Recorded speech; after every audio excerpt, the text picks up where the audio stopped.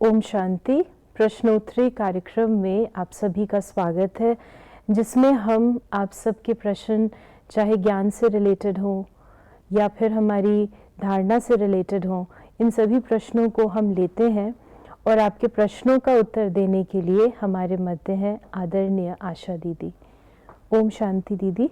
ओम शांति। हमारे पास कई प्रश्न आते रहते हैं और आज मौका लगा है आपसे उन प्रश्नों का उत्तर पाने का।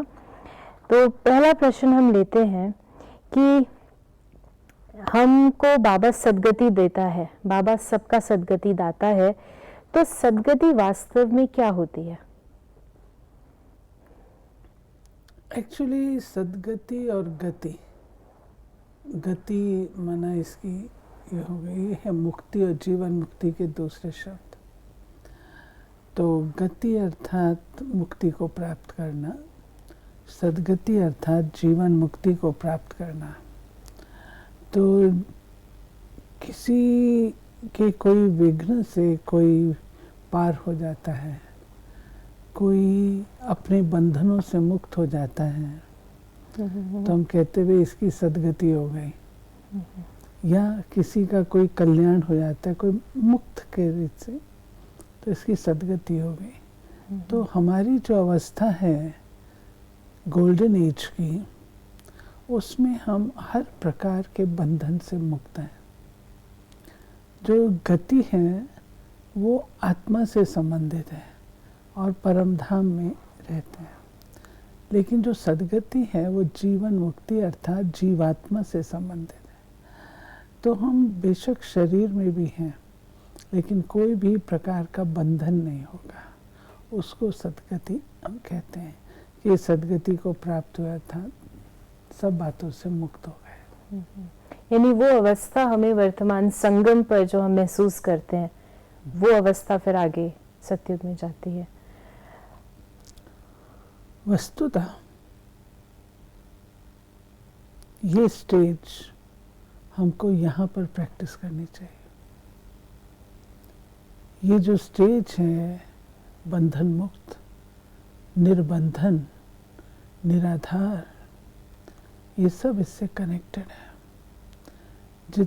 निर्बंधन एक होता है बंधन मुक्त, एक होता है निर्बंधन। लकी वो है जिसको कोई बंधन ही नहीं है, उसको कोई मेहनत करनी नहीं पड़ रही है। लेकिन जो बंधन वाला है वो बंधन मुक्त हो सकता है। बंधन मुक्त हो सकता है अपने पुरुषार्थ से। तो बाबा कहते हैं कि हमें बंधन मुक्त होना, क्योंकि बंधन में तो अभी हम सब है, निर्बंधन तो कोई नहीं है। और कोई बंधन नहीं तो अपने मन के बंधन होते हैं, संस्कारों के बंधन होते हैं, उसमें तो हम लोग होते ही हैं। तो बाबा ने ये कहा कि सद्गति अर्थात इन सब से मुक्त अवस्था, उसका अनुभव हमको यहाँ होना चाहिए। निराधार का बहुत गहरा संबंध है इसके साथ। अगर मैं आधार लेती हूँ किसी भी चीज़ का, तो वो भी मेरा बंधन बन जाता है। उसके बिना मैं चल नहीं सकती, उसके बिना मैं कुछ कर नहीं सकती। इसलिए मुझे निराधार होकर के आधार मूर्त बनना है। प्रश्न है कि बाबा कहते हैं मुरली में कि हमें सहन करना है। कई बार बाबा ये भी कहते हैं कि जो सहन करता है वो शहंशाह बनता है। तो कृपया ये स्पष्टीकरण दें कि हमें क्या सहन करना है और क्या नहीं सहन करना है। देखिए, पहले तो हमको अपने मन में इस बात सेट कर लेनी है कि सहन करना कोई कमजोरी नहीं है। सहन वह कर सकता है जो शक्तिशाली है। तो सहन करना कोई कमजोरी की बात नहीं है। लोग कहते हैं मैं कहाँ तक सहन करूं, तो इसका मतलब है परेशान हो रहे हैं, तो वो सहन शक्ति नहीं है। जो व्यक्ति सहन करता है उसको फील भी नहीं होता, क्योंकि वो पार कर लेता है, उससे ऊपर उठ करके। इसमें ज्ञान की जरूरत है। जितना ज्ञान युक्त होंगे उतना जो सहन करना, वो सहन करना लगेगा ही नहीं। वो लगेगा किसी ने मेरे को गाली दी, गाली दे दी और मैं चुप करके उसको सुन ली। दो नजरिए हैं इसको देखने के। एक है ये गलत होगी इसलिए तो चुप करके सुन ली गाली, कमजोर है, जवाब नहीं दे पाई। और दूसरा है ये कि ठीक है उसने बोला, जो उसके पास है वो उसने निकाला, मैं रिटेलिएट करके अपना हिसाब किताब क्यों बनाऊं? मैं उसको क्लियर कर देती हूँ, मेरे मार्क्स ऐड हो जाएंगे। लेकिन ये बहुत ही शक्तिशाली स्थिति होती है। सामान्य रीति से अगर ज्ञान को हम ऊपर ऊपर से चल करके चलें तो ये स्थिति जो है ऊपर ऊपर से वाली ज्ञान की नहीं है। बहुत डीप ज्ञान अगर आपका है और डीप ज्ञान की धारणा आपके अंदर है तो कुछ आप जा रहे हैं, आप संगठन में रहते हैं, संगठन में जब सब कन्याएं आपस में मिल करके कुछ कर रही हैं और जब आप जाते हैं तो वो छुपा लेती हैं, आपको इंसल्ट तो फील होती है। एक तरीका है कि उनसे कहें भाई क्यों मेरे को देख के ऐसा क्यों कर रहे हो। दूसरा तरीका है ये सोचना ये मेरे काम की नहीं होगी, कि ज्ञान युक्त स्टेज है। कभी कभी गुलजार दादी पूछते हैं आप लोग क्या बातें कर रहे हो, तो हमारी बहनें कहती दादी ये बात आपके काम की नहीं है। अच्छा मेरे काम की नहीं है।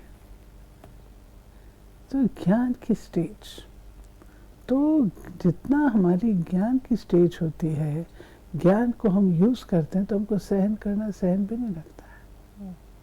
तो हमें पहले तो ये बुद्धि में बिठाना है कि सहन करना एक गुण है, सहन एक शक्ति है, सहन एक शील है। पहली बात, कहाँ तक सहन करें और क्या सहन करें। धीरे धीरे जब आपकी ज्ञान की स्टेज बढ़ती जाती है, आपके व्यक्तित्व में रूहानियत आती जाती है, धीरे धीरे फिर आपको आपका व्यक्तित्व ऐसा हो जाता है कि आपको कोई बात कहे उसे सोचना पड़ता है, उसे सोचना पड़ता है। और अगर व्यक्तित्व मेरा रूहानी नहीं है तो मुझे सुनना पड़ेगा। ये कहना बड़ा सरल है कि पत्थर जो है सहन करता है तो मूर्ति बनता है। इसको थोड़ा सा और आप एक्सप्लेन करेंगे कि अगर रूहानी है तो सुनना नहीं पड़ेगा और रूहानी नहीं है तो सुनना पड़ेगा, इसको स्पष्ट करें। आप देखिए जितने आप अपने व्यक्तित्व को पावरफुल बनाते जाते हैं, स्पिरिचुअल होते जाते हैं, जितनी ऊंचे उठते जाते हैं, उतना ही लोग कुछ कहने से पहले सोचते हैं।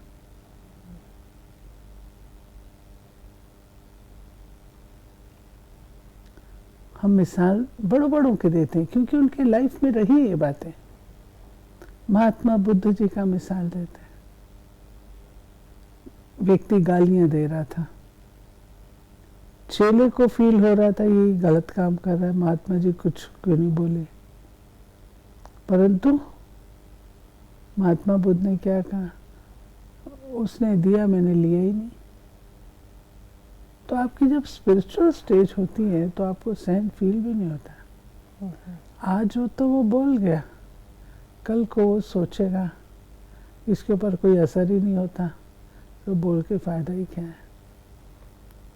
इसलिए और जितने हम कहते हैं ना जो चिढ़ता है, याद करिए अपने बचपन को, उसको और चिढ़ाते हैं। जो चिढ़ता है उसको और चिढ़ाते हैं, ऐसे ही जो परेशान होता है उसको और सहन कराते हैं। तो अपनी स्पिरिचुअल स्टेज को हम जितना ऊंचा उठाते हैं तो उतना जो है लोग भी धीरे धीरे, हमारे वाइब्रेशंस भी तो फिर वैसे जाते हैं। यानी हमारा फोकस इस पे ना रहे कि हम कितना सहन करें, किसको सहन करें। रादर जो बाबा में कहता है कि हम स्वयं के आध्यात्मिक विकास की ओर ज़्यादा ध्यान दें, हाँ, तो ये अपने आप बातें ख़त्म हो जाएंगी। देखिए धीरे धीरे करके ये सब बातें खत्म हो जाती हैं। एक स्टेज आती है जब ये बातें खत्म है। और बाबा दूसरी ओर ये भी कहते हैं कि बच्चे अंत तक होगा। हमारी बड़ी दादी थी, हमने आंखों देखा कोई आके धाड़ धाड़ बोल करके जाता था। मैं बड़ी दादी कहती अच्छा बोल लिया, पूरा हो गया, और कुछ कहना है? जाओ बाबा के कमरे में जाओ। तो ये सब ना अभ्यास से आता है। अब घर गृहस्थ में लोग रहते हैं तो घर गृहस्थ में वो शक्ति नहीं होती, बराबरी का सौदा होता है। बराबर बराबर होते हैं ना, सभी फैमिली मेंबर्स होते हैं, कोई दरानी जेठानी नंद भाभी ये सब, तो उसमें ये बातें आती हैं। लेकिन ऐसी अवस्था के लिए मैं ये कहूँगी, एक चुप 100 सुख।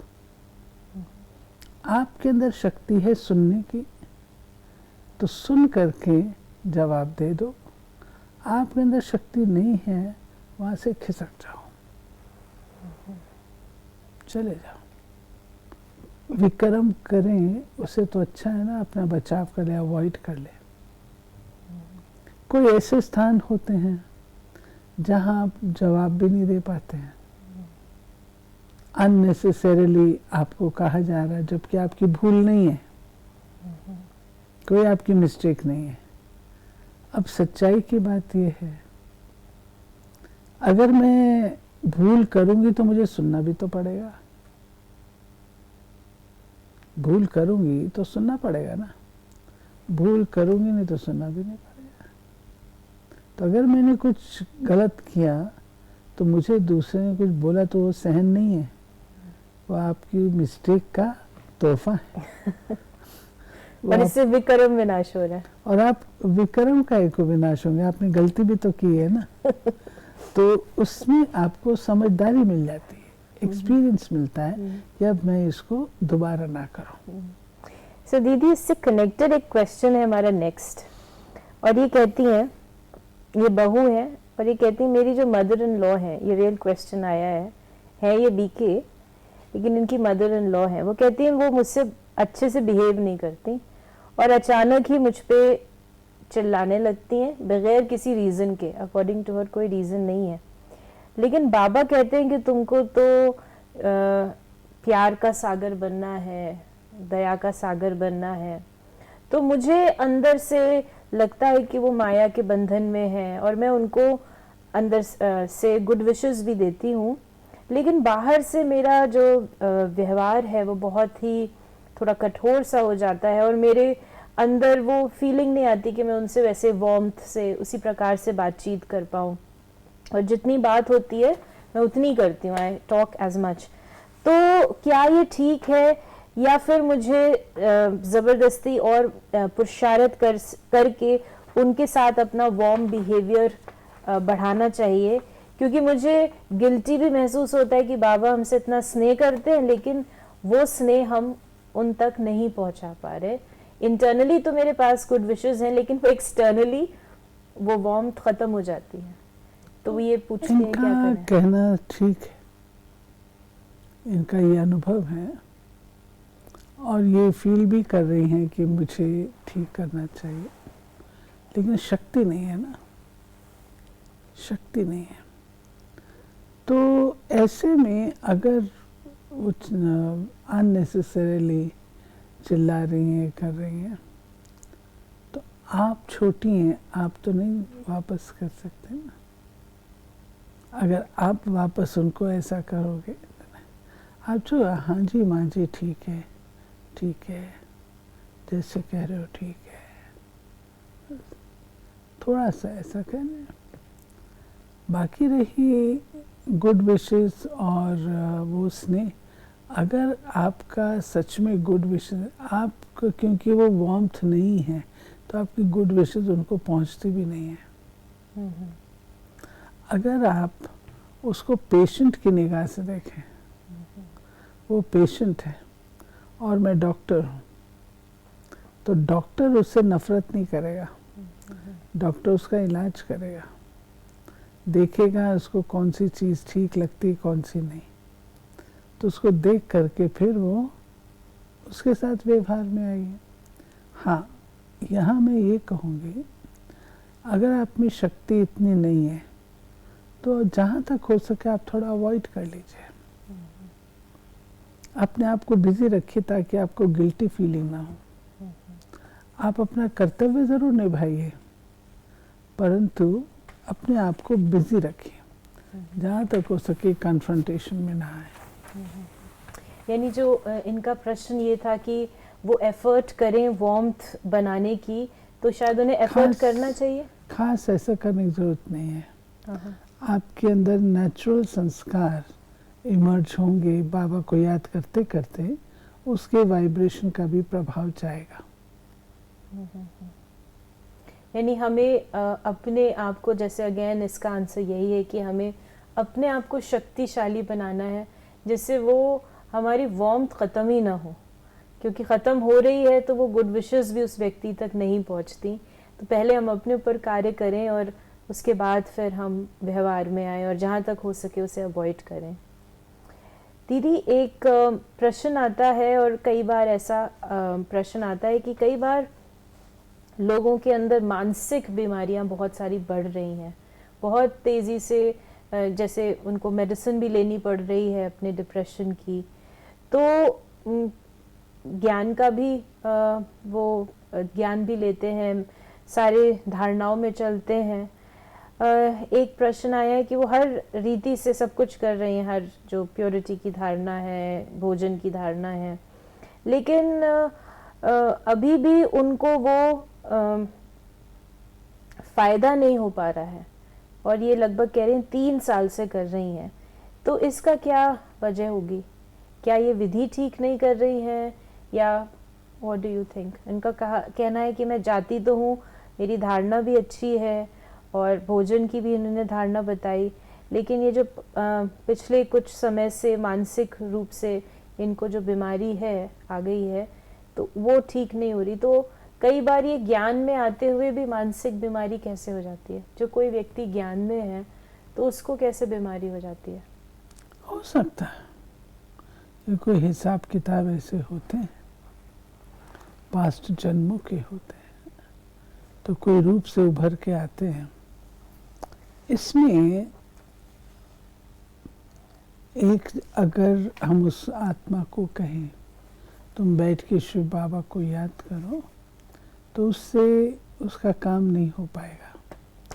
ऐसे में उसको चाहिए खुशी, उमंग, उत्साह, अच्छे अच्छे गीत। बाबा क्यों कहता है बच्चे तुम कभी उदास हो तो अच्छे अच्छे गीत लगा लो, तो ये सब चीज़ें हम लोग कर सकते हैं। अच्छे अच्छे गीत लगाओ, अच्छे अच्छे ये करो, उससे मन हमारा हरा भरा रहेगा। कभी कोई ऐसे संस्कार होते हैं पास्ट जन्म के, एक जन्म में किसी भी जन्म के उभर के आ सकते हैं, तो हमको घबराना नहीं चाहिए। अब वो आया है, ज्ञान तो हमको बाबा ने सब दे दिया ना, तो एक होती है अपनी शक्ति से हम उसको ठीक कर सकें। अगर मैं उसको अपनी शक्ति से ठीक नहीं कर सकती हूँ, तो फिर मुझे मदद लेनी चाहिए, कोई अपने बड़े की मदद लेनी चाहिए, गाइड की मदद लेनी चाहिए।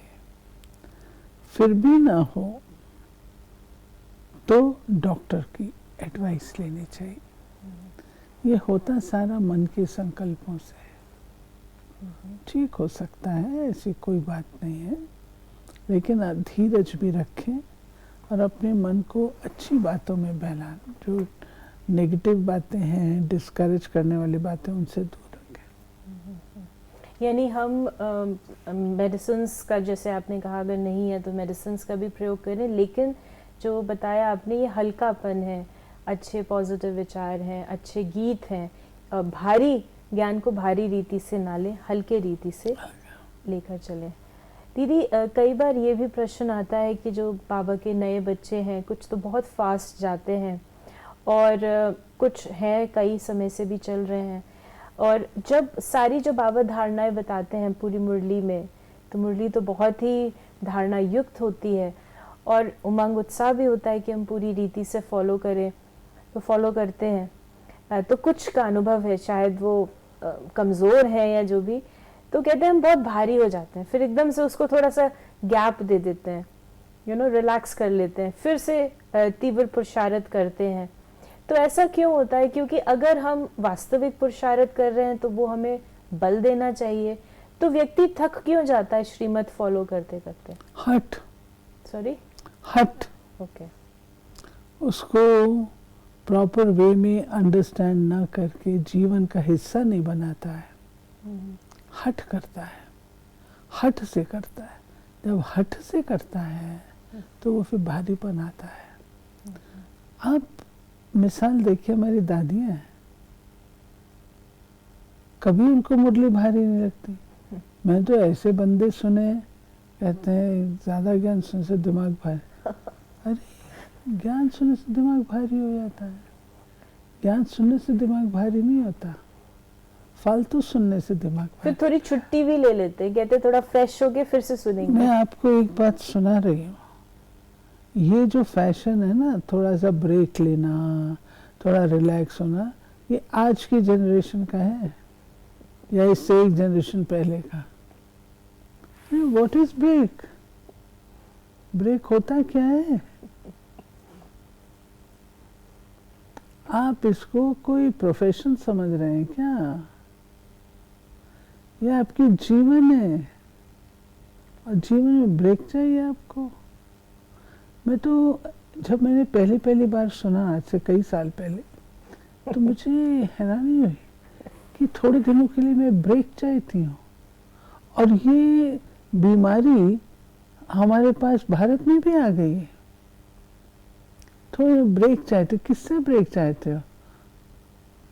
बाबा की मुरली छोड़ करके क्या पढ़ोगे? नॉवेल्स पढ़ोगे? वो ब्रेक चाहते हो? कमाई आपकी चट हो जाती है, फिर जा करके वही पद मिलता है छोटा मोटा सा। सो दीदी, ये जो आपने कहा ये ज्ञान रमणीक है, ज्ञान रमणीक है, ज्ञान का मंथन चिंतन करो। बाबा ने मुरली में कहा है कि ज़्यादा गंभीर रह के सीरियस ऐसा नहीं होना चाहिए, खुशनुमा रहो। ये भी एक रीज़न हो सकता है क्योंकि बहुत ज़्यादा टाइट हो जाते हैं, धारणा को हट समझ लेते हैं और नेचुरल रीति से नहीं चलते। तो ये एक भाई थे, बहुत गुस्सा करते थे। मैंने कहा भाई आप इतना गुस्सा क्यों करते हो? तो कहते मैं धारणा कर रहा हूँ। अब धारणा करने से गुस्सा आएगा? अंदर उसको एक्सेप्ट प्यार से कर ले, मेरे फायदे की है, तो कुछ भी ब्रेक की भी जरूरत नहीं, धारणा और हट की भी जरूरत नहीं, कुछ नहीं। ये अंडरस्टैंडिंग हमारी नहीं होती कि हमारी नेचुरल नेचर क्या है। हम समझते हैं हम अपने आप को बना रहे हैं, वस्तुतः ये हमारे अंदर से इमर्ज होना चाहिए। दीदी एक इस पे प्रश्न है, हो सकता है सबको ठीक ना भी लगे, लेकिन मेरे अंदर ये प्रश्न आता है कि जैसे आपने कहा कि अपनी धारणा बना रहे थे तो उनको क्रोध उत्पन्न हुआ। कई बार कुछ जो ज्ञान में पुरुषार्थ हम करते हैं तो कई बार बहुत जल्दी उठते हैं, 2 बजे उठते हैं, 2:30 बजे उठते हैं, लेकिन जो व्यवहार होता है वो मीठा बनने के बजाय इरिटेटिंग हो जाता है, क्योंकि ऑब्वियसली वो व्यक्ति सोया तो है नहीं, 4 घंटे सोया है। बाबा कहते हैं कि 4 घंटे की नींद करनी है।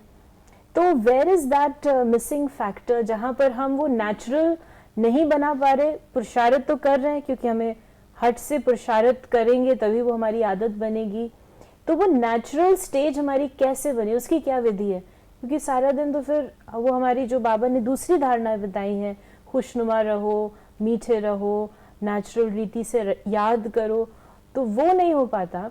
तो वो नेचुरल स्टेज इस पुरुषार्थ की स्टेज से, और जो बाबा कहते हैं 4 घंटा नींद करो, तो वो सब कैसे होगा? ज्ञान की समझ कम है। बाबा कहते हैं 4 घंटा नींद करो। इस कॉन्शियसनेस में अगर आप सोएंगे कि मुझे 4 घंटा करें, तो वो नींद भी आपकी प्रॉपर नहीं होगी।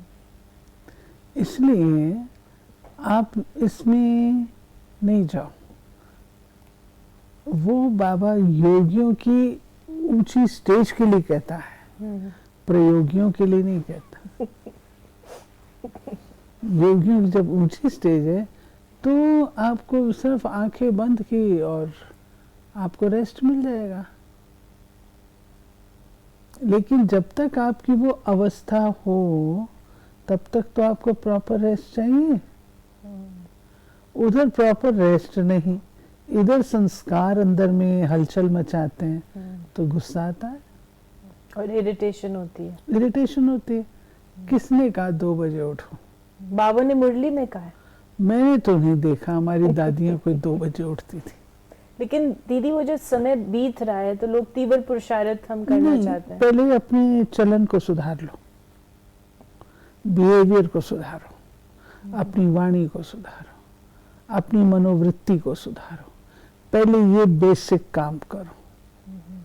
फिर जब आपका ये होगा तो नींद आपकी आप ही घट जाएगी। फिर वो 4 घंटे वाली नींद आएगी। हम योगी इतने ऊंचे तो बने नहीं, और 4 घंटे की नींद को पकड़ के हम बैठे तो वो काम नहीं चल सकता। यानी अमृत वेला जो हम करते हैं वो तो करें, लेकिन हम हट से जो एवरी डे अगर कोई कर रहा है और अगर उसके साथ जीवन में ये हो रहा है। अरे कैजुअली आपने कभी योग का प्रोग्राम रखा, फुल नाइट भी हम जागते हैं। कभी आपने रखा 1 हफ्ते का हम 2 बजे 2:30 बजे उठ करके योग करेंगे, वो अलग चीज है। लेकिन ये भी करो और अपना काम भी आप प्रॉपर नहीं कर सकेंगे, वहां से भी डिससेटिस्फैक्शन, नींद पूरी नहीं हुई उसका भी डिस्कम्फर्ट, और अंदर में संस्कारों की भी हलचल।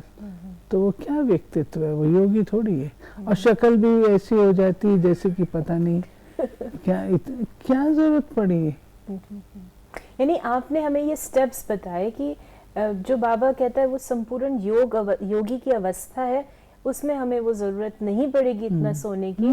लेकिन जो आपने हमें बहुत प्रैक्टिकल स्टेप बताया कि पहले तो हम अपनी वृत्ति को चेक करें, जिनके साथ हम रहते हैं उनके लिए हम क्या सोच रहे हैं, उनके लिए हम क्या कर रहे हैं, अपने व्यवहार को ठीक करें। तब तक हम नॉर्मल योग लगाते रहें तो अपने आप ये गति हमारी बढ़ जाएगी। नहीं, जो योग लगाते उसका असर इन चीजों पे दिखाई दे पहले। ये आपने हमें बहुत अच्छा बात बताई। और हम ये शॉर्ट प्रोग्राम्स जरूर रख सकते हैं कि अपने सेल्फ प्रोग्रेस के लिए बीच बीच में करें, लेकिन एवरी डे यही सिर्फ करेंगे तो शायद इतना फायदा ना हो। तो ये बहुत आपने हमें क्लियर किया। अब हमारे पास समय तो बहुत 1-2 मिनट ही है।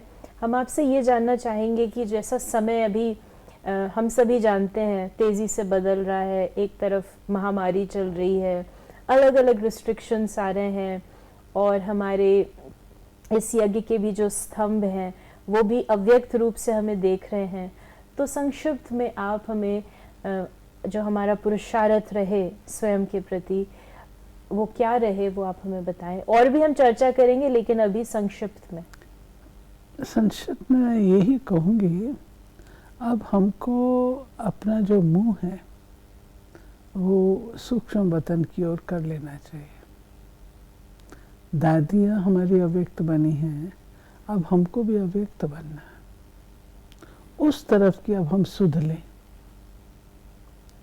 अव्यक्त स्थिति के अभ्यास में जो बाबा ने सिखाई, शरीर में आना, शरीर से जाना, अव्यक्त फरिश्ता, अभी ज़्यादा अटेंशन हम लोगों का इस बात पे रहना चाहिए, क्योंकि अव्यक्त और फिर मूल फरिश्तों के साक्षात्कार तो इस धरा पे होंगे ना। तो हम जब फरिश्ते स्वरूप में होंगे, अपने आप को फरिश्ता बनाएं, फरिश्ते स्वरूप में होंगे, तब सबको साक्षात्कार भी हो सकेगा। तो अभी हमने वापस जाना है, ये हमारे बुद्धि में हो। थैंक यू दीदी, आपने ये सारे प्रश्नों के उत्तर हमें दिए। और आशा करते हैं कि हम इसे अपनी धारणा में भी लेकर आएंगे।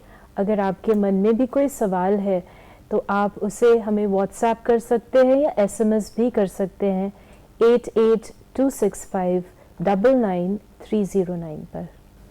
ओम शांति।